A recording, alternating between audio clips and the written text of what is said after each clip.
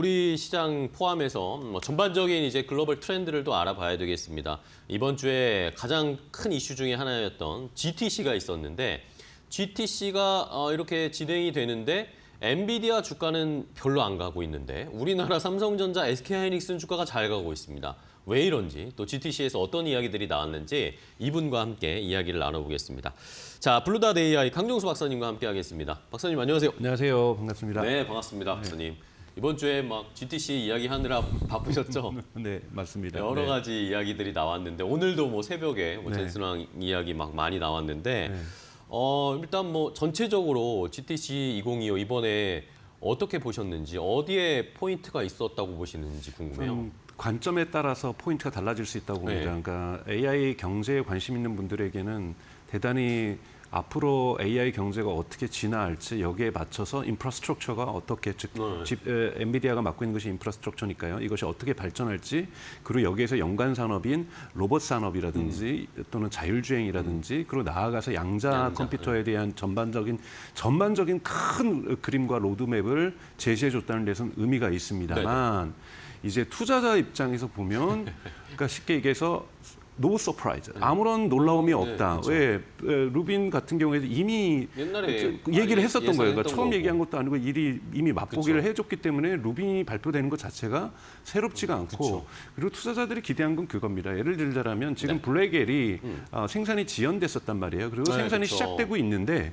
도대체 현재 생산량을 잘 알지 못하겠다라는 것. 두 번째는 전순왕도 이번에 그 기조연설에서 얘기했지만 뭐 360만 장 정도가 예약이 들어와 있다 블랙웰이. 네. 예를 들면 일론 머스크가 가지고 있는 X.AI도 30만 장의 블랙웰을 추가 주문했다라는 거예요.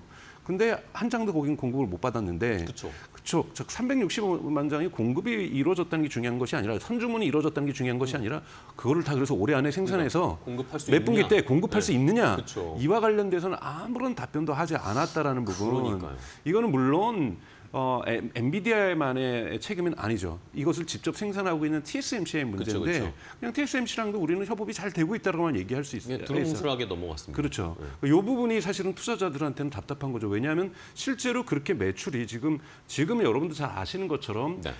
공급이 수요를 압도하고 있는 상황이잖아요. 그러면 공급 과잉 시장에서 생산량만 늘리면 사실은 떼돈을 버는 거잖아요. 그쵸. 근데 떼돈을 정말 벌 수 있는지 아닌지를 명확하게 가이던스를 주지 않았다라는 거예요. 그거는 물론 본인도 답답했겠죠, TSMC가. 근데 여기에는 여러 가지가 이유가 있습니다. 여러분 이번에 전체적으로 발표했을 때 올해 하반기에는 이제 블랙엘 울트라가 나오고 내년도에는 베라 루빈이 나오고 또 2027년에는 루빈 울트라가 나오고 2028년에는 또 뭐 새로운 게 나오고 뭐 파인단가요? 파인만 뭐 이런 게 나오는데 점점 보시면 아시겠지만 여기에 GPU가 막 140개 들어갔다가 막 500개 들어가고 막 이렇게 하면서 점점 제작하기 어려워지는 그러니까 정말 좋아지는 GPU인데 지금 블랙엘도 힘들어졌던 것이 너무나도 성능이 좋아지는 것 하나의 블랙엘에다가 GPU를 많이 갖다 집어있다 보니까 이 설계도 힘들었지만 이것을 실제로 제작하는 데 힘들었단 말이에요. 발열 문제도 있고. 발열 문제도 있고 그러면은 이것이 지금 HBM도 뭐 14단에서 16단으로 올라가고 막 이래지고 있는데 이러한 복잡한 상황들을 TSMC가 잘 소화해낼지 이것을 양산할 수 있을지 램프업을 할 수 있을지에 대한 명쾌한 답을 주지 않고 있다. 즉 생산도 못하는 걸 설계하면 안 되는 거잖아요. 네네. 이런 부분에 대한 비판들이 사실은 경제지에서는 많이 가지고 있는데 여기에 대한 갈증을 해소해주지 않았다는 면에서 투자자들에게는 좀 실망스러운 어떠한 발표라고 그쵸. 볼 수가 있고 개발자라든지 AI 경제를 이끌고 있는 사람들에게는 전체 AI 경제의 로드맵에 대한 자신감, 엔비디아가 가지고 있는 그리고 GPU 전체 이 데이터 센터에 들어가는 AI 가속기로서의 GPU만 관심 있는 것이 아니라 추론칩이라든지 또는 로봇과 관련된 보통 우리가 토르라고 하죠. 토르 컴퓨팅이라고 해서 로봇도 인터넷이 연결되지 않았을 때도 추론하면서 움직여야 되잖아요. 네. 그러면 우리가 테슬라의 그 FSD에도 작동하기 위해서 하드웨어 4라든지 이런 것들이 들어가 있거든요. 네네. 여기에도 고성능 하이엔드 칩이 2개나 들어가 있는데 마찬가지로 1월 달 CES에서 보여줬던 것이 엔비디아의 제슨이라고 해서 토르칩을 공개를 했거든요. 예. 이런 토르칩 팔아도 만약에 휴머노이드 로봇에 엔비디아 휴머노이드 칩이 들어가는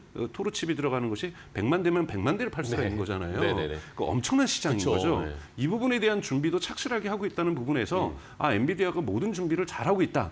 이런 부분에서의 신뢰는 좋지만 기술적인 신뢰는 좋지만 지금 현재 일어나고 있는 엔비디아와 TSMC가 공동으로 책임져야 되는 그쵸. 공급에서의 병목 현상을 여기에서 생산 병목 현상이죠. 이 부분을 해소하고 있는가에 대한 답변을 명확하게 주지 않았다. 그러니 투자자들은 실망스러울 수밖에 없죠. 왜냐하면 그러지 않을 경우에는 2분기, 3분기, 4분기 실적이 좋긴 하겠지만 블랙엘에 의한 기대 효과, 즉 엄청나게 매출량이 늘어날 거고 30%씩 늘어날 네네. 거고 수익성도 계속해서 80%대를 유지할 수 있다.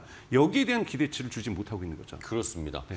자, 말씀해 주신 것처럼 어쨌든 그러면 앞으로의 로드맵이나 네. 앞으로의 청사진 이런 것들은 보여줬는데 네. 오히려 현실적인 이걸 진짜 생산해내서 빠르게 공급할 수 있느냐에 대한 의문을 해소해주지 못했기 때문에 네. 엔비디아의 주가, 우리 투자자 입장의 측면에서는 주가의 반응은 없었다. 그렇죠. 실제로 젠슨 왕이 발표 기조 연설하는 시간에 그러니까 그 장에서는요. 네네. 심지어 마이너스 3%까지 갔었어요. 네, 맞아요. 그러니까 보통 발표를 하고 이런 가이던스를 하면은 이 좀 올라가거든요. 여러분도 아시는 것처럼 테슬라 같은 경우는 2024년 4분기 실적이 좋지 않았어요. 그래서 발표되자마자 재무제표가 발표되자마자 주가가 내려갔다가 일론 머스크가 컨퍼런스 콜에서 그렇지만 올해 가이던스는 좋아라고 얘기할 때 주가가 다시 올라가거든요. 만회가 됐습니다. 그렇죠. 그러니까 젠슨 왕이 지금 사실 GTC가 이제는 가장 큰 흔히 말해서 예를 들면 애플에서도 WWDC라는 걸 하고 있고 네네. 그다음에 구글에서도 I/O 그렇죠. 컨퍼런스라고 해서 개발자 컨퍼런스 이런 것들을 다 하죠. 구글도 하고 있고 애플도 하고 있지만 사실은 이제 모든 전 세계 언론에서 관심 갖고 있는 건 GTC거든요. 그렇죠. 네. 그래서 이거를 AI에 있어서 우드스탁이다. 마치 대중 페스티벌이라고 얘기하기도 하고 젠슨 왕은 이것은 AI의 슈퍼볼과 같은 거다.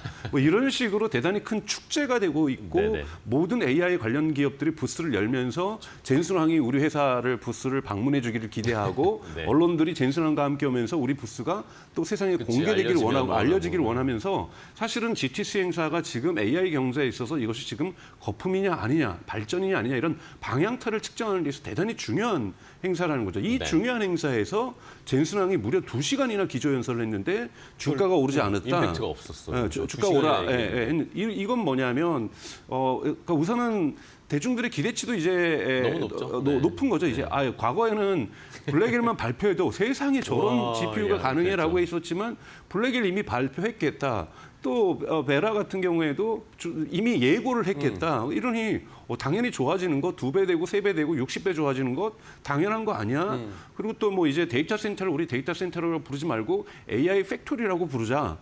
뭐 이런 단어 표현 괜찮아요. 네네. 그리고 우리가 여기에 들어가는 운영 체계도 그래서 쿠다가 예를 들자면 GPU의 운영 체계였다라면 네네. 이 모든 것을 연결하는 운영 체계로 다이나모라고 하는 AI 팩토리의 운영 체계를 우리가 만들겠다. 다이너모. 네, 이런 오. 것도 사실은 좋은 어떠한 비전 제시라고 저는 볼 수 있어요. 그러니까 네네. 하나하나 볼 때는 정말 괜찮은 꼼꼼한 지시지만 사람들에게 막 가슴 끼고 전체적인 임팩트는 좀 부족했다. 네, 뭐 이렇게 평가할 수 있습니다. 저는. 그러면은 박사님 말씀을 저희가 들어보면 어쨌든 이 새로운 이 칩들을 네. 블랙웰을 안정적으로 공급할 수 있는지 여부를 확인시켜 줘야 되잖아요. 네. 그러면은 결국에 TSMC에게 물어봐야 하는 상황이고 네. TSMC가 생산 시설을 어떻게 더 효율화시키는지, 더 늘리는지 네. 이런 것들을 봐야겠네요. 그렇죠. 그런 건 아무래도 3월 달까지 있는 1분기 실적이 끝나는 네. 4월 달 정도나 뭐 5월 초로 예고되고 있는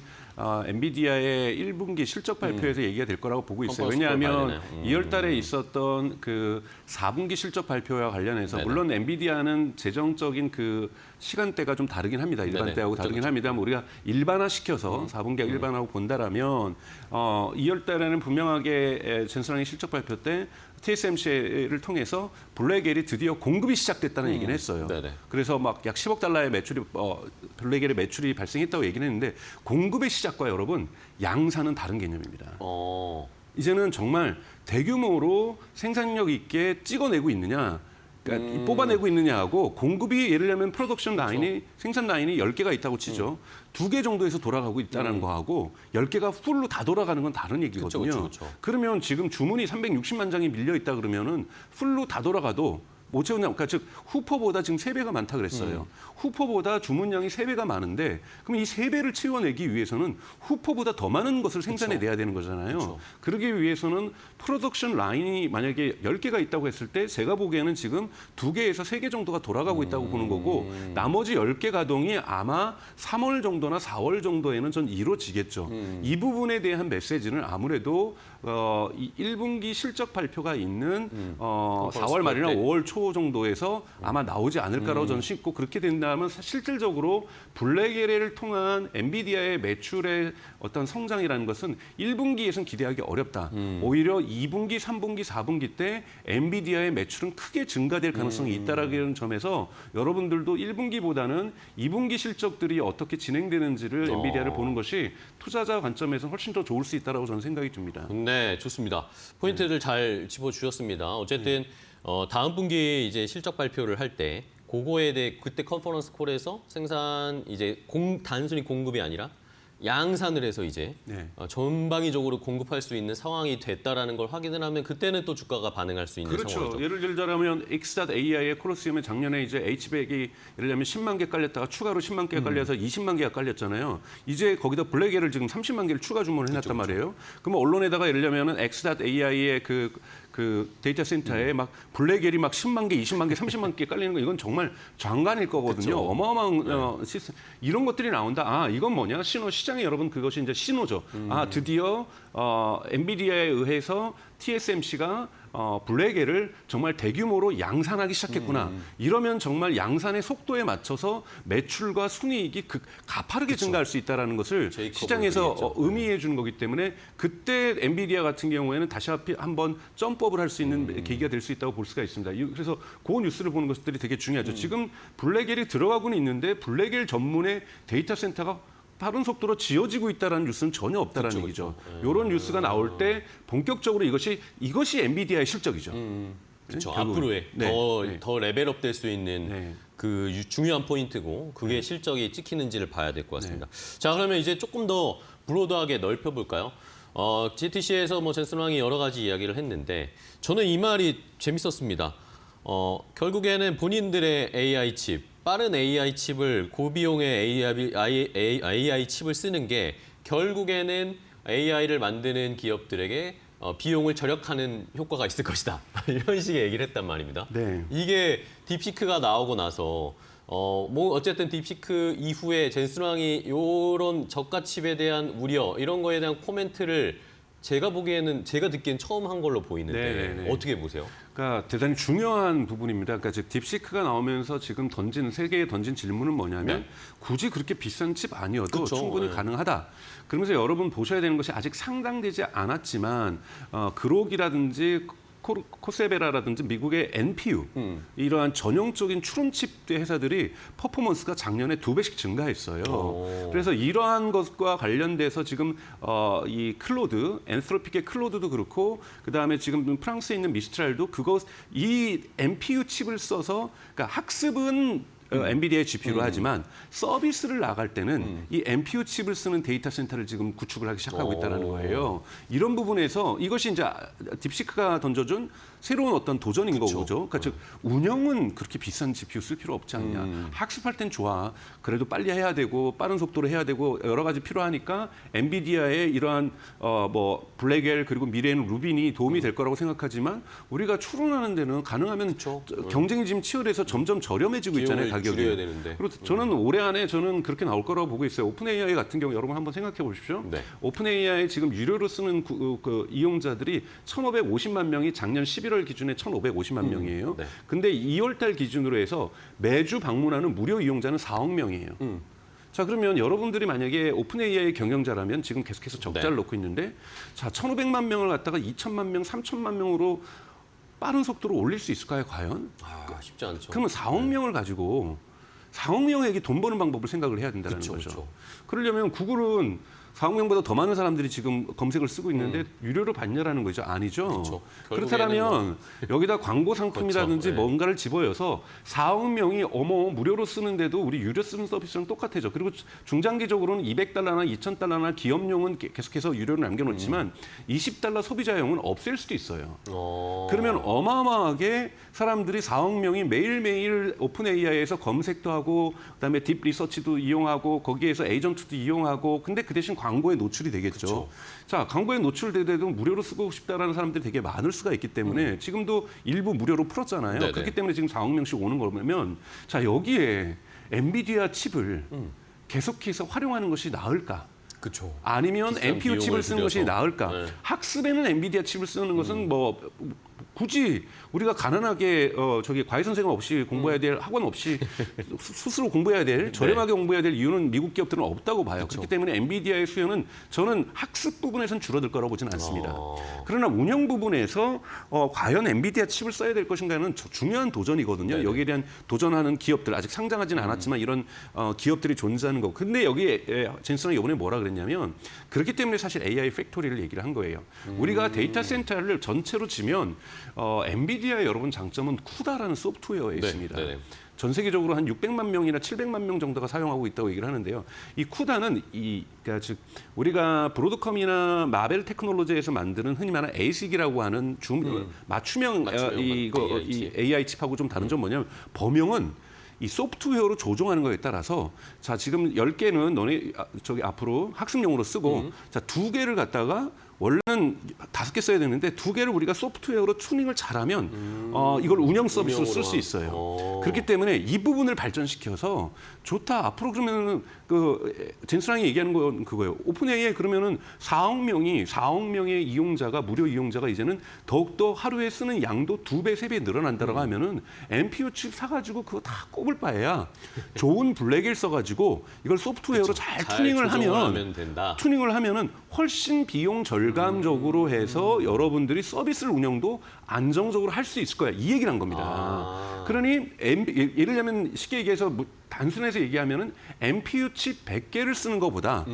우리 블랙일 칩 10개를 써서 소프트웨어로 잘 튜닝하면 100개를 쓰는 것보다 훨씬 공간적으로나 효율적이다. 이렇게 지금 주장을 하는 건데 여기에 대한 사실 객관적인 증거가 있는 건 아니죠. 아직 증명된 건 아닌데 충분히 그럴듯한 논리적인 설득력은 있죠. 하지만 어떤 곳에서는 분명히 NPU 100개를 쓸 거예요. 그쵸. 써서 우리는 돈 이 정도 들었고 전기료 이 정도 들었고 뭐 그리고 칩 구매용 이 정도 들었어. 그리고 어떤 데는 블랙에를 정말 10개를 잘 운영을 해가지고 한번 해볼 건데 누가 더 돈이 적게 들었는지는 사실은 시간이 지난 다음에 증명돼야만 하는. 그렇죠. 증명돼야만 사실인데 우선은 지금 젠슨랑 입장에서는 굳이 흔히 말해서 저렴한 칩들 100개 쓰는 것보다 비싼 칩 10개 쓰는 것이 경제적으로 이로울 수 있다라고 지금 딥시크 이후에 진행되고 있는 즉 뭐 추론의 어떤 용도의 강화 또는 AI 서비스의 대중화 네. 이 대중화를 대비함에 있어서도 블랙엘이 더 좋다라고 지금 자기 논리를 가시하고 있다고 볼 수 있습니다.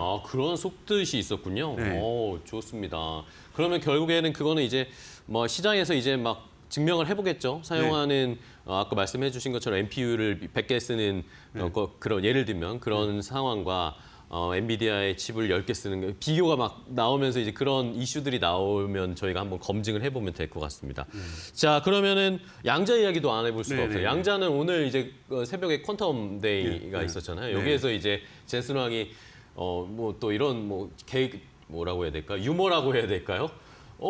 내가 그렇게 얘기하고 양자 주식들이 그렇게 떨어질 줄 몰랐다. 이런 식으로 농담 조크처럼 이야기를 했는데 모르진 않았겠죠, 그렇죠? 그렇죠, 모르지는 않았죠.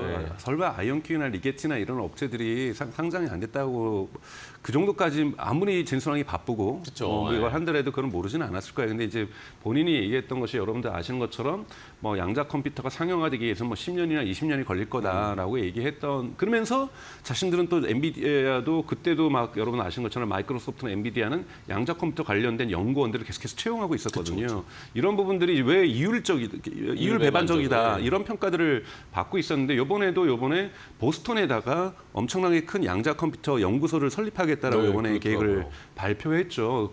그래서 근데 여러분 보셔야 될 게 여기서 이름이 뭐냐면 양자 컴퓨터 연구소라는 거죠. 우리가 기술이 시장에 나오기 전에 전 단계를 뭐냐면 R&D 단계라고 얘기를 하는 거고 네. 사실은 지금 이 R&D 단계를 이제 엔비디아도 좀 더 적극적으로 원래도 지금 하고 있었지만 좀 더 체계적으로 진행을 하겠다라는 계획을 밝혔다고 볼 수 있습니다. 근데 R&D니까 시장에서 어떠한 매출도 못 이뤄내는 거 아니야라고 얘기를 하실 수가 있는데요. 사실은 지금 R&D를 양자 컴퓨터가 모든 것은 저는 R&D에 있다고 보고 있어요. 예를 들자면 아이온큐도 마찬가지고 리게티도 마찬가지고 그다음에 구글도 마찬가지고 지금 마이크로소프트도 마찬가지고 심지어는 아마존 같은 경우도 지금 양자를 열심히 하고 있잖아요. 그렇죠. 모두가 양자를 하고 있는데 이 중간 단계의 이 양자 알고리즘을 가지고 오류를 정정하는 이런 부분들은 상용화가 가능해요. 이미 네네. 상용화가 가능하기 때문에 네네. 즉 우리가 생각하는 양자 컴퓨터가 되기 위해서 100개 정도나 아니 뭐 100만 개 정도나 200만 개의 큐비트가 들어온 칩이 실제로 상용화될 수 있는 칩, 우리가 생각하는 꿈에 그리는 양자 컴퓨터라고 한다면 지금 고작 100개 들어가는 것이 지금 윌로우 칩이라든지 이런 거잖아요. 그래서 네네. 이런 걸로는 상용화가 어렵지만 여기에서 양자 오류를 조정하는 알고리즘이라든지 이런 부분들은 벌써 자원 개발이라든지 신약 개발 같은데 일부 활용되고 있고 이런 노하우들이 판매되고 있으면 이런 부분들이 지금 아이온큐의 매출을 만든 거고 네네. 리게티의 매출을 만들고 있는 거거든요. 이 과도기적으로 즉 실험실에 있다가 어느 날 우리는 이제 상용화할 수 있는 수준 짠 되면 그때부터 돈 벌 수 있는 게 아니라 그 과정에서도 매출을 만들 수 있기 때문에 이런 기업들이 초기에 만들어지고 상장까지 하고 있는 거거든요. 누가 R&D 기업을 상장시켜 주겠어요? 그렇지는 않다라는 거죠. 그런 부분에서 엔비디아 같은 경우에도 양자 컴퓨터에 대한 R&D를 갖다가 대규모로 진행을 함에도 불구하고 중간중간에 다양한 기술적인 접합들이 있을 겁니다. 예를 들면 지금 엔비디아가 얘기하는 건 하이브리드를 얘기하고 있거든요. 하이브리드요? 하이브리드는 뭐냐면 양자 컴퓨터가 100% 되기 전에 네. 순수 양자 컴퓨터만 들어가는 것이 하이브리드가 여러분 뭡니까? 전기하고 내연기관을 섞는 거를 하이브리드 자동차라고 네네, 얘기하는 것처럼 양자 컴퓨터가 상용화되려면은 100만 개, 200만 개의 큐비트가 하나의 칩에 들어가야 될 때까지는 시간적으로 오래 걸릴 수 시간이 있으니 걸리니. 이것은 예를 들자면 10년, 20년은 걸리지 않더라도 5년 정도는 걸릴 수 있겠죠. 그럼 그 전에 양자 컴퓨터에 큐비트가 50개 들어간 것과 전통적인 슈퍼컴퓨터의 알고리즘이 양자 큐비트의 오류 정정이 되게 중요하거든요. 이 오류 정정 알고리즘을 슈퍼컴퓨터 AI가 해주면서 서로 협업하면서 양자 컴퓨터와 보완해주는 거군요. 슈퍼컴퓨터, 전통적인 컴퓨터 방식이 서로 보완해주면서 어떨 때는 양자가 계산하고 왜냐하면 양자는 쉽게 얘기해서 농구 선수고 전통적인 컴퓨터는 축구 선수라고 볼 수가 있어요. 네네. 잘하는 종목이 다르거든요. 그쵸. 여러분 양자가 뭐 단순한 거 계산하는데 양자가 나올 리가 없거든요. 양자는 그러니까 동일하게 최적화라고 보통 하는데 동일하게 다양한 경우의 수를 갖다가 수십만 개의 경우 수 아니죠. 수백만 개, 수천만 개의 경우의 수를 동시에 계산할 때 양자가 좋은 거고 그냥 일반적인 우리가 얘기하는 거는 굳이 그걸 양자를 쓰지 않아도 되는 거거든요. 이런 부분에서 이제 엔비디아가 얘기하는 것은 하이브리드로 가서 양자가 할 것은 양자가 가지고 그때 양자가 할 때도 우리가 하이브리드 할 때도 내연기관을 또는 내연기관을 전기가 도와주고 있는 것처럼 하이브리드를 양자가 하는 것을 슈퍼컴퓨터가 도와주고 보완해주는. 그리고 슈퍼컴퓨터가 잘 못하는 부분은 또 양자가 해주고 알아서 하고. 이런 식으로 식의. 어떠한 중간 단계 하이브리드 모델을 지금 추구하겠다, 제시하겠다고 얘기한 거지 이 하이브리드 모델이 또 상용화된 건 아닙니다. 그러니까 이런 부분들의 진화 과정 속에서 이런 부분이 맞을 수도 있고 또는 틀릴 수도 있고 순수하게 네. 양자 컴퓨터만 올인하고 있는 마이크로소프트라든지 구글이나 아마존이나 아이온큐나 리게티가 더 이길 수도 있는 거예요. 그러니까 이건 좀 더 지켜보는 것이 필요하다고 좀 보고 있습니다. 알겠습니다. 자, 그러면 이제 마지막으로 이렇게 GTC가 이번 주에 있는 동안 우리 시장에서는 결국에는 반도체 관련된 종목들이 좋았어요. 오늘도 삼성전자, SK하이닉스가 막 올라가고 있는 상황인데 물론 뭐 100% GTC에서 뭐 좋은 호재가 나왔다라고는 할 수는 없지만 우리 시장에서 뭐 제수랑이 또 이런 삼성전자에 대한 언급도 약간 했습니다. 저도 찾아보니까 에이직 반도체 설계 역량과 지금 삼성이 잘하는 메모리 이걸 뭐 약간 믹스시켜서 뭐 요즘 제수랑이 약간 이런 하이브리드를 좋아하는 건지 자꾸 뭘 믹스하려고 하네요. 뭐 이런 것도 좋은 결과가 나올 수 있지 않을까라는 코멘트도 했고 SK하이닉스는 또 HBM4 이야기도 했고 이랬습니다. 네. 우선 SK하이닉스 같은 경우에는 12단짜리 그 HBM4를 이제 납품을 벌써 샘플을 납품을 했다라고 얘기를 하고 하반기 그건 이제 품질 테스트에 들어간다라는 거고 품질 테스트에 통과한다라면 하반기부터 납품이 가능하다는 거기 때문에 대단히 속도감 있게 좀 SK하이닉스는 펀더멘탈 자체에서 잘 따라가고 있는 거고요. 삼성전자에게 그런 칭찬은요. 여러분 그거는 우리 관점에서 그것이 뉴스가 되는 건데요. 젠슨왕은 그 그 지금 GTC가 여러분 컨퍼런스예요. 네네. 수많은 기업들이 와 있습니다. 유럽에 있는 기업들, 미국에 있는 기업들, 일본 기업들, 한국 기업들 거기 다 돌아다니면서 싸는 한마디씩 하면서 칭찬 한마디씩 다 하고 있어요. 이걸 너무 극단적으로 평가할 건 아닌 것 같고 네. 삼성 주가가 지금은 뭐 예를 들면 오른다고 한다라면 이거는 DDR 부분에서의 가격 회복. 가격이 지금 다시 올라가기 메모리 시작하고 있는 거죠. 메모리 쪽에서. 그건 뭐냐면 수익성이 개선될 수 있다라는 펀다멘탈에 대한 기대감들이 지금 삼성전자에 작용하고 있는 거고 삼성전자가 HBM에서 어떤 성과를 낸다라는 시장의 징후는 아직까지 전혀 없다라는 것. 네네. 오죽했으면 거기다 사직생을 얘기하겠어요. 네. 그러니까 그건 뭐냐면 지금 HBM이 안 된다라는 거고 역전해보자. 우리 다시 한번 이기해보자. 이런 지금 정신적인 정신력 뿜뿜하고 있는 거는 네. 그만큼 HBM이 안 되고 있다라는 거는 삼성전자가 스스로 증명하고 있는 거다. 하지만 삼성전자가 보통 우리가 반도체가 이 사이클을 그리는 산업이라고 한다면 이 사이클이 다시 부정적인 사이클 영역에서 다시 이 수익과 매출 구조가 올라가는 이 턴어라운드 했다는 지점에서 저는 삼성전자를 좋게 볼 수 있다고 보지만 HBM으로서는 아직까지는 어떠한 징후가 보인다고 볼 수가 없습니다. 뭐 저기 뭐야 젠슨왕이 뭐 사인 한번 해줘서 잘했다고 한다라면 벌써 삼성전자 여러 번 해줬어요. 여러 번, 여러 번. 네. 네, 그렇기 앞으로 때문에 해줬죠. 그걸로 해결될 수 있는 문제는 아니다. 그래서 그런 거는 여러분 우리가 이제 신호와 소음이라고 우리가 투자자들이 구별해야 되는 소식이 있다라면 네. 소음 쪽에 속하는 거고 신호는 DDR 쪽에 있다고 좀 보고 있습니다. 알겠습니다. 자, 오늘 뭐 강정수 박사님과 함께 GTC 이번 주에 뭐 가장 큰 이슈였는데 그 속뜻, 젠슨왕의 말뜻 이런 걸 한번 자세히 알아봤습니다. 삼성전자도 어쨌든 너무나 우리가 기다렸지만 사직생 이야기가 더 빨리 나왔어야 되는데 그렇죠? 그러면서 그런 건 좀 아쉽지만 주가는 올라가고 있으니 한번 기대를 해보면서 선전을 저희도 기원해 보겠습니다. 오늘 좋은 인사이트 주신 박사님 너무 감사하고요. 다음 시간에 또 뵙겠습니다. 네. 고생 많으셨습니다. 고맙습니다. 고맙습니다.